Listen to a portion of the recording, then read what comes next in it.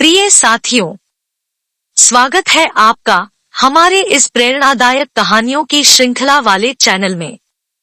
आइए शुरू करते हैं स्वामी विवेकानंद के जीवन से जुड़ी विशेष कहानियां, जिसे जानने और पढ़ने के बाद हमारी और आपकी जिंदगी बदल जाएगी। कहानी का शीर्षक है स्वामी विवेकानंद के जीवन से जुड़ी विशेष कहानियां। उन सभी कहानियों में से पहला कहानी है माँ का त्याग, एक रोटी। बात उस समय की है जब स्वामी विवेकानंद की प्रसिद्धि उनके ज्ञान और अच्छे आचरण की वजह से पूरे विश्व में फैल चुकी थी।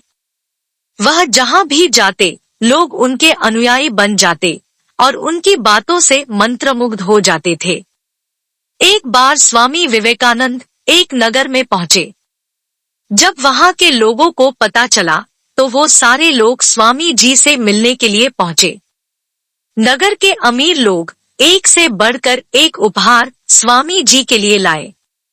कोई सोने की अंगूठी लाया तो कोई हीरो से जड़ा बहुमूल्य हार। स्वामी जी सबसे भेंट लेते और एक और अलग रख देते। उतने में एक बूढ़ी औरत चलती हुई स्वामी जी के पास आई और बोली, महाराज, आपके आने का समाचार मिला तो मैं आपसे मिलने को व्याकुल हो गई। मैं बहुत गरीब हूँ और कर्ज में दबी हूँ। मेरे पास आपको देने के लिए कुछ उपहार तो नहीं है। मैं खाना खा रही थी तो कुछ रोटियां आपके लिए लाई हूँ। अगर आप इस गरीब की रोटियां स्वीकार करें तो मुझे बहुत खुशी होगी। आसपास खड़े लोग इस बूढ़ी औरत को घृणा की दृष्टि से देखने लगे कि ये औरत क्या बेवकूफ है जो ऐसी सूखी रोटी स्वामी जी के लिए लेकर आई है।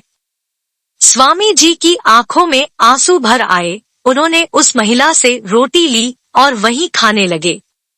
वहां बैठे लोगों को ये बात कुछ बुरी लगी तो उन्होंने पूछा, स्वामी जी, हमारे दिए हुए कीमती उपहार तो आपने अलग रख दिए और इस गंदे कपड़े पहने औरत की जूठी रोटी आप बड़े स्वाद से खा रहे हैं। ऐसा क्यों? स्वामी जी बड़ी सुंदरता से मुस्कुराते हुए उत्तर दिया कि देखिए, आप लोगों ने मुझे अपनी पूरी धन और दौलत से मात्र कुछ हिस्सा निकालकर मुझे कीमती रत्न दिए, लेकिन इस महिला के पास तो कुछ नहीं है सिवाय इस रोटी के। फिर भी इसने अपने मुंह का निवाला मुझे दे दिया। इससे बड़ा और त्याग क्या हो सकता है? एक माँ ही ऐसा काम कर सकती है। माँ खुद भूखे रहकर भी अपने बच्चों को खाना खिलाती है।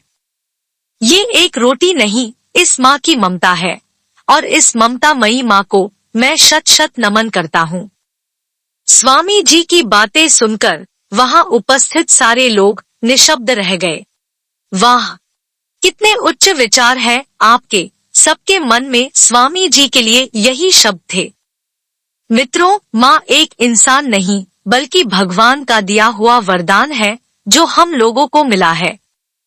कहा जाता है कि माँ की ममता के आगे स्वर्ग का सुख भी फीका है, क्योंकि माँ ही वो इंसान है जो खुद कष्ट सहकर अपने बच्चों को पालती है।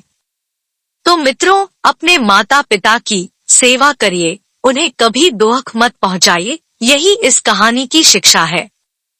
अब मैं आपको स्वामी विवेकानंद से जुड़ी अगली कहानी सुनाता हूँ, जो स्वामी विवेकानंद और विदेशी महिला की कहानी है। महान कर्मयोगी स्वामी विवेकानंद के जीवन का एक प्रसंग है। स्वामी विवेकानंद की ख्याति दुनिया भर में फैल चुकी थी। लाखों लोग स्वामी जी के अनुयायी हो चले थे। एक बार एक विदेशी स्त्री स्वामी जी से प्रभावित होकर उनसे मिलने आई। स्वामी जी के चेहरे पर सूर्य के समान तेज था। विदेशी महिला स्वामी जी से बोली, स्वामी जी, मैं आपसे विवाह करना चाहती हूँ। स्वामी जी बोले, क्यों? हे देवी, मैं तो ब्रह्मचारी पुरुष हूँ। विदेशी महिला बोली, मुझे आपके ही जैसा तेजस्वी पुत्र चाहिए ताकि वो बड़ा होकर दुनिया को ज्ञान बांट सके और मेरा नाम रोशन करे। स्वामी जी उस महिला के आगे हाथ जोड़े और बोले, माँ, लीजिए देवी, मैं आज से आपको अपनी माँ मानता हूँ। आपको मेरे जैसा पुत्र भी मिल गया और मेरा ब्रह्मचर्य भी नहीं टूटेगा। इतना सुनते ही वो महिला स्वामी जी के चरणों में गिर पड़ी।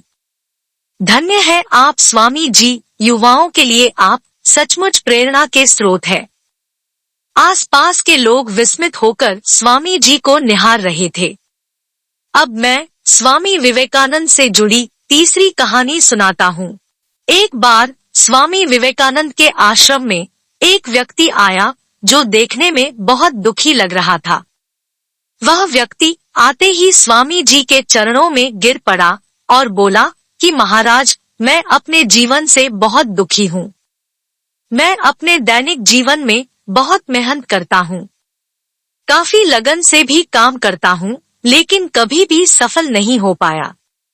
भगवान ने मुझे ऐसा नसीब क्यों दिया है कि मैं पढ़ा लिखा और मेहनती होते हुए भी कभी कामयाब नहीं हो पाया हूँ, धनवान नहीं हो पाया हूँ। स्वामी जी उस व्यक्ति की परेशानी को पल भर में ही समझ गए।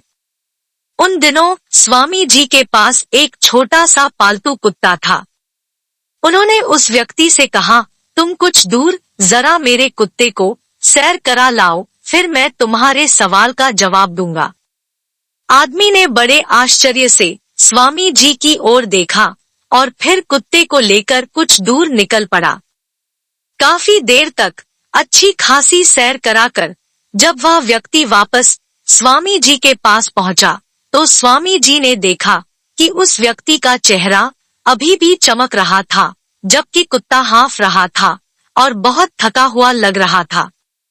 स्वामी जी ने व्यक्ति से कहा कि ये कुत्ता इतना ज्यादा कैसे थक गया, जबकि तुम तो अभी भी साफ सुथरे और बिना थके दिख रहे हो। तो व्यक्ति ने कहा कि मैं तो सीधा साधा अपने रास्ते पे चल रहा था, लेकिन ये कुत्ता गली के सारे कुत्तों के पीछे भाग रहा था और लड़कर फिर वापस मेरे पास आ जाता था।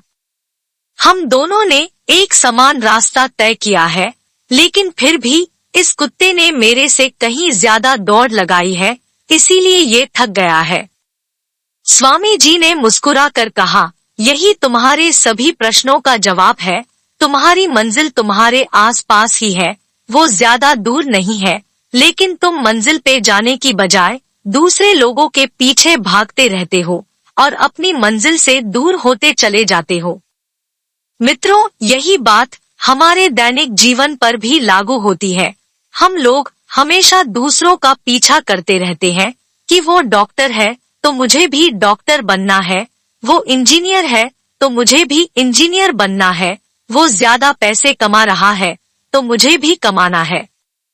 बस इसी सोच की वजह से हम अपने टैलेंट को कहीं खो बैठते हैं और जीवन एक संघर्ष मात्र बनकर रह जाता है।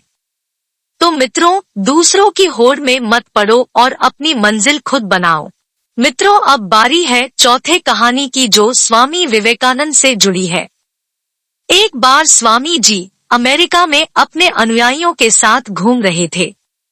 वहीं स्वामी जी ने देखा कुछ बच्चे नदी में तैरते अंडों के छिलकों पर बंदूक से निशाना लगा रहे हैं। वो बच्चे बार बार कोशिश कर रहे थे, लेकिन उनका निशाना बार बार चूक जाता था।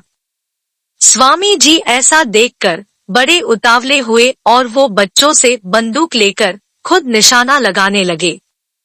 स्वामी जी ने जैसे ही पहला निशाना लगाया, वो ठीक निशाने पर लगा। अब स्वामी जी ने एक के बाद एक 12 निशाने लगाए और सारे सटीक लगे।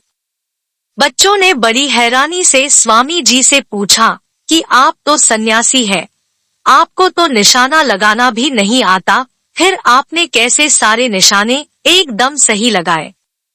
स्वामी जी बोले, बच्चों, जब भी कोई काम करो उसे पूरे ध्यान से करो, आपका पूरा ध्यान आपके लक्ष्य पर होना चाहिए।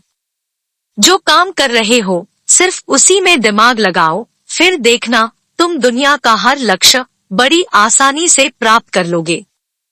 हमारे भारत में बच्चों को यही शिक्षा दी जाती है। प्रिय साथियों, इस तरह यह कहानी यहीं समाप्त होता है। मुझे पूरी उम्मीद है कि यह प्रेरणादायक कहानी आपको जरूर अच्छी लगी होगी। साथ ही आपको यह कहानी कितना मोटिवेट किया, कृपया कमेंट के माध्यम से अवश्य बताएं। साथ ही अपनी राय भी दे जिससे हमें इस दिशा में मार्गदर्शन मिले। आपके किसी भी प्रश्न एवं सुझावों का स्वागत है। आपका कीमती समय देने के लिए दिल से शुक्रिया। और अंत में एक आग्रह है कि कृपया आप इस वीडियो को लाइक करें, शेयर करें और सब्सक्राइब जरूर करें। फिर मिलते हैं अगले वीडियो में किसी नए कहानी के साथ। तब तक के लिए जय हिंद, जय सनातन।